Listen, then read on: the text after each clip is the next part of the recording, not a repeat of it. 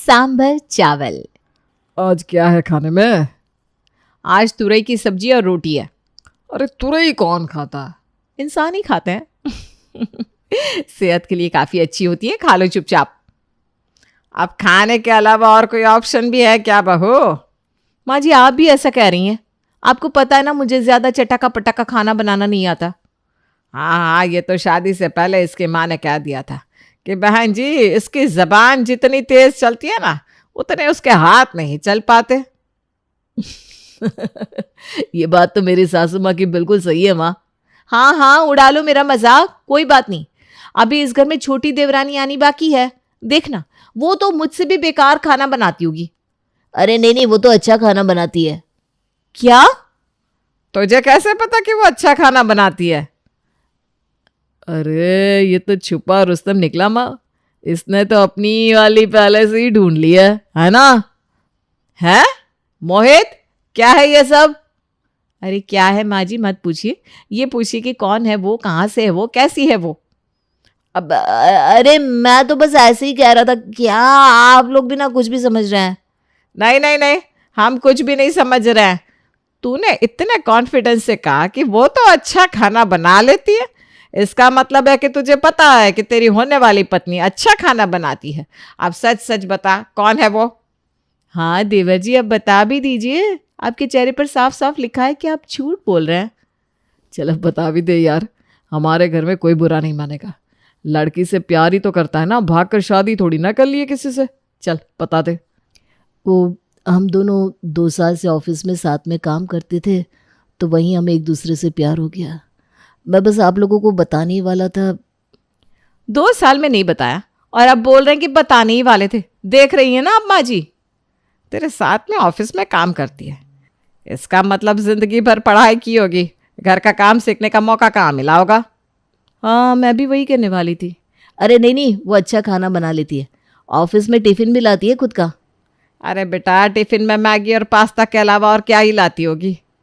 खैर ठीक है, अब तूने ढूंढ ही ली है तो क्या कर सकते हैं। लगता है बहुओं के हाथ का स्वादिष्ट खाना नसीब में नहीं है मेरे। क्या?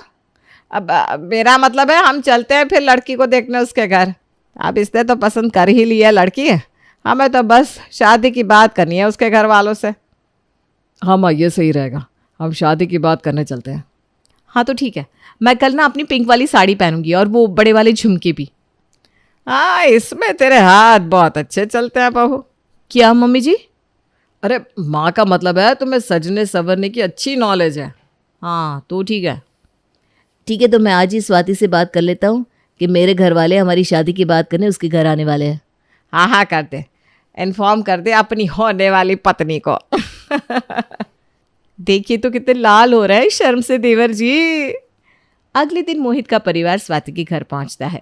स्वाति का घर काफी सुंदर तरीके से सजा हुआ था, जिसे देखकर मोहित के घर वाले काफी खुश होते हैं। आप सबको कोई दिक्कत तो नहीं हुई ना घर को ढूंढने में? अरे नहीं नहीं अंकल, आपका घर तो हमें आसानी से मिल गया, रोड के बहुत पास है। आइए आइए, अब सब बैठिए। अब बच्चे तो एक दूसरे को पसंद कर ही चुके हैं, हम स्वाति को भी बुला लेते हैं, वो आप सबसे मिल लेगी। हाँ हाँ, बुला लीजिए। स्वाति को देखकर मोहित के घर वाले काफी खुश होते हैं, क्योंकि दिखने में स्वाति काफी सुंदर लग रही थी।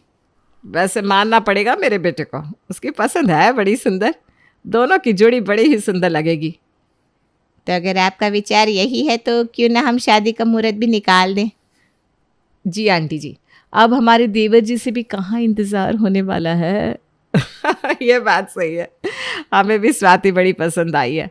हम 2 महीने बाद का शादी का मुहूर्त रखते हैं, जब तक दोनों परिवार शादी की तैयारियां भी कर देगा। जी ये सही रहेगा। चलिए इसी बात पर मुंह भी मीठा कीजिए। आंटी जी, मुंह तो मीठा आप बाद में कीजिएगा, पहले आप हमारे साथ खाना खाइए। मैंने आप सबके लिए खुद अपने हाथों से खाना बनाया है। मोहित ने मुझे बताया था कि आपको अलग अलग प्रकार का खाना खाने का बड़ा शौक है। अच्छा, तुमने अपने हाथों से बनाया है, फिर तो खाना ही पड़ेगा। आइए ना, आप सब खाने की टेबल पर आइए। मैं ना अभी सबके लिए गर्मा गर्म रोटियां सेक देती हूँ। स्वाति सबको अपने साथ खाने की टेबल पर ले आती है, जहाँ उसने राजमा चावल, मशरूम की सब्जी, रायता, पापड़, आलू टिक्की चाट और गरम गरम रोटियां बनाई थी।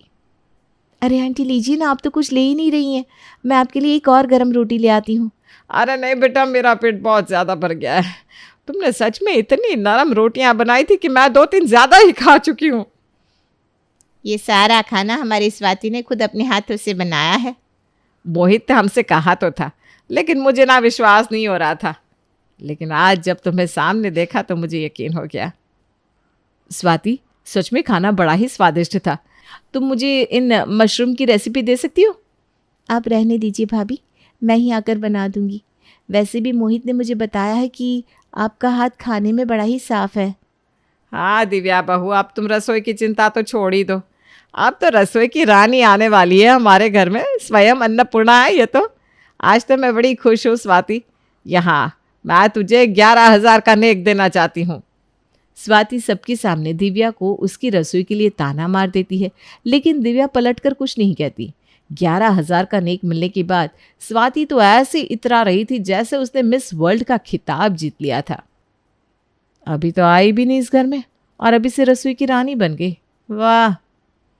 अरे अब इतना अच्छा खाना बनाया था तो माँ ने कह दिया, इसमें क्या हो गया? अरे मुझे कोई दिक्कत नहीं है उसमें। मैं जानती हूँ कि वो अच्छा खाना बनाती है, लेकिन यूँ दूसरों को नीचे दिखाना तो सही बात नहीं है ना। मेरे हिसाब से ना तुम कुछ ज़्यादा ही सोच रही हो। होता है, अभी तो वो इस घर में आई भी नहीं और तुम हो कि उससे जल रही हो। मैं जल रही हूँ? कुछ भी। उसने मुझे ताना मारा सबके सामने, वो किसी को नहीं दिख रहा। अरे मैं समझ रहा हूँ, लेकिन तुम बड़ी हो और इस घर में तुमने सबसे ज़्यादा समय बिताया है, इसलिए तुम्हें बड़े होने का फ़र्ज़ निभाना है। वो घर में आएगी तो अपने आप समझ जाएगी। हाँ ठीक है, अब तुम इतना कह रहे हो तो मैं चुप हो जाती हूँ। मैं बड़ी हूँ तो मुझे समझदारी दिखानी होगी ना। ये हुई ना बात, कितनी समझदार है मेरी पत्नी।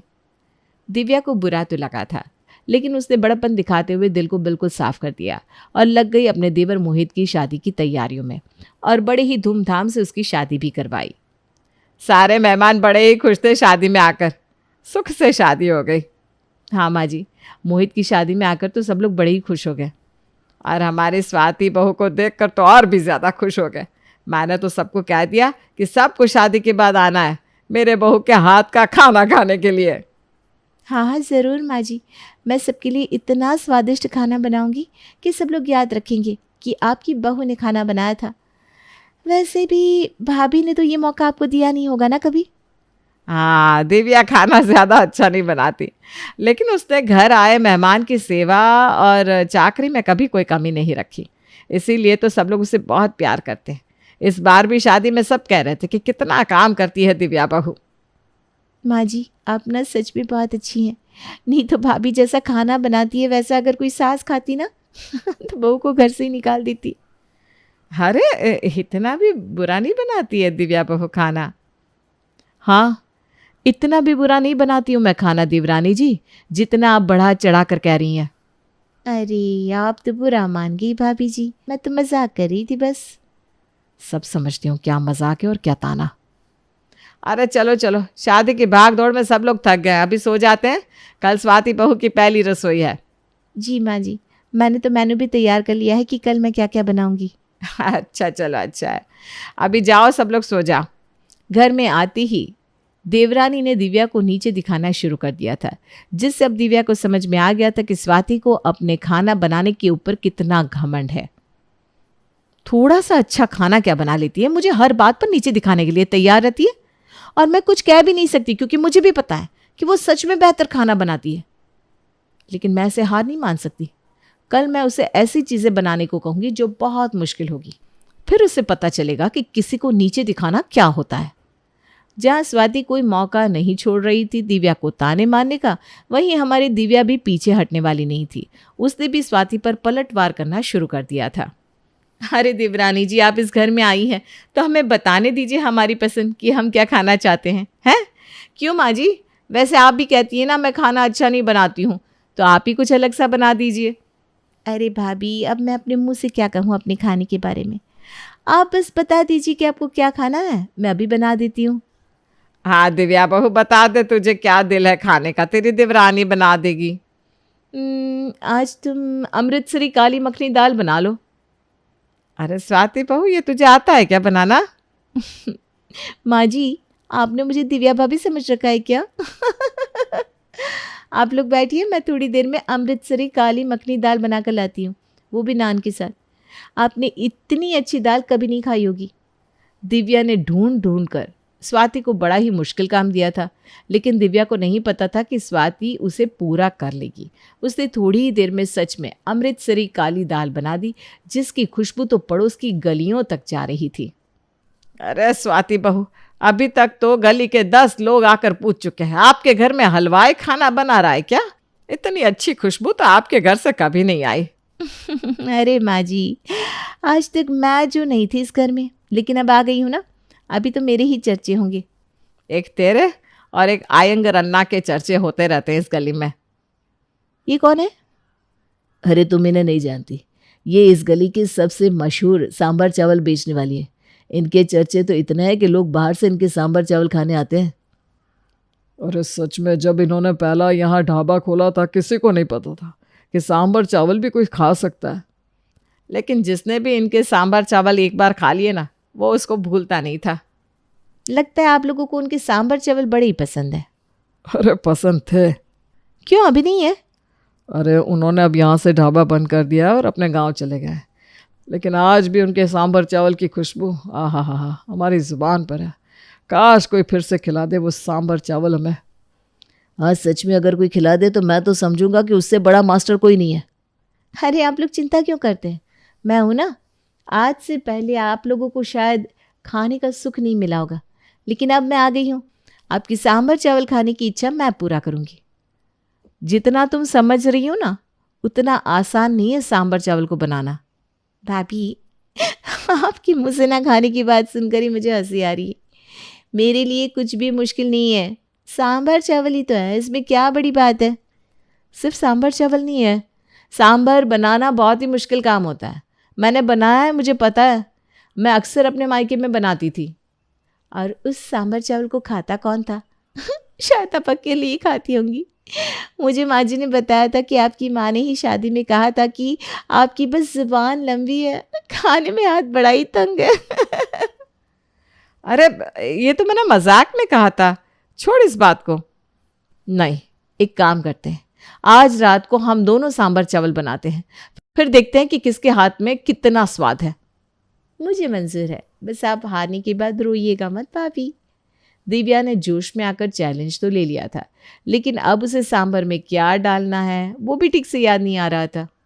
अरे मैंने कह तो दिया कि मैं बना दूंगी, लेकिन अब मुझे याद क्यों नहीं आ रहा। इसमें इमली का पानी पड़ता है या कुछ और डालती थी? मैं यहाँ सोच रही हूँ और अभी तक तो उस स्वाति ने बना भी दिया होगा।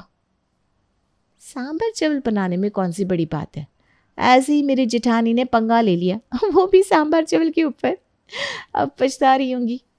खाने का वक्त हो चुका था, सब लोग टेबल पर आ चुके थे और दिव्या और स्वाति का इंतजार कर रहे थे। स्वाति के चेहरे पर जहाँ खुशी साफ दिखाई दे रही थी, वहाँ दिव्या का चेहरा अभी भी कुछ शांत सा था। ये लीजिए आपकी पसंद के सांभर चावल। आज के बाद किसी को जब भी सांभर चावल खाना हो तो मुझे कह सकता है, बिना झिझक के। लाओ लाओ, मुझसे तो इंतज़ार नहीं हो रहा। मुझसे भी। अरे लाओ, मैं परोस देती हूँ। सब लोग स्वाति के बनाए हुए सांभर चावल को खाते हैं, लेकिन उन्हें वैसा स्वाद नहीं आता जैसा उन्होंने सोचा था।